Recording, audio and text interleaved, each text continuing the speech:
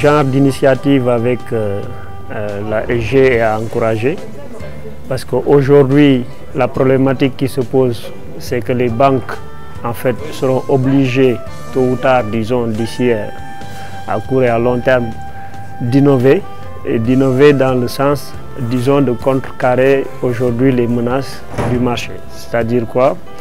Si vous prenez les autres secteurs, si vous prenez les secteurs des télécoms, si vous prenez par exemple le secteur du transport, vous avez des gens qui ont innové et qui ont trouvé des solutions qui commencent à prendre la part de marché la plus grande de l'activité. Je prends l'exemple par exemple de Uber au niveau du transport et ça crée même des crises à Paris aujourd'hui parce que Uber qui n'a pas de taxi, qui n'a pas investi sur des voitures, aujourd'hui veut devenir, disons, le plus grand transporteur, disons, on va dire, du monde. Si vous prenez aujourd'hui Booking.com, avec leur site, ils sont devenus la plus grande agence en fait de voyage du monde. Vous prenez les sociétés comme Viber, WhatsApp, ainsi de suite, ils sont en train de prendre une grosse part de marché au niveau des télécoms.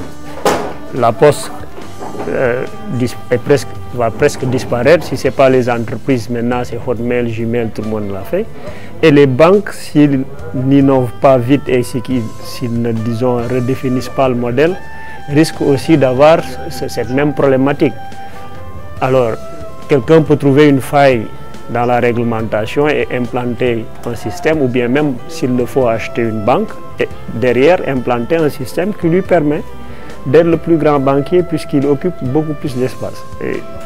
Disons, mettre le même modèle qu'Uber et Viber, ainsi de suite, alors qu'il n'a pas d'agence, il n'a pas de coffre, il n'a rien. Donc, ça, c'est vraiment une excellente idée, une bonne initiative, et ça va permettre à des jeunes et aussi à des gens comme nous d'être beaucoup plus en contact avec les banques et de voir comment régler la problématique des deux clients. Parce qu'il y a aussi satisfaire la banque en tant qu'entreprise et satisfaire son client final.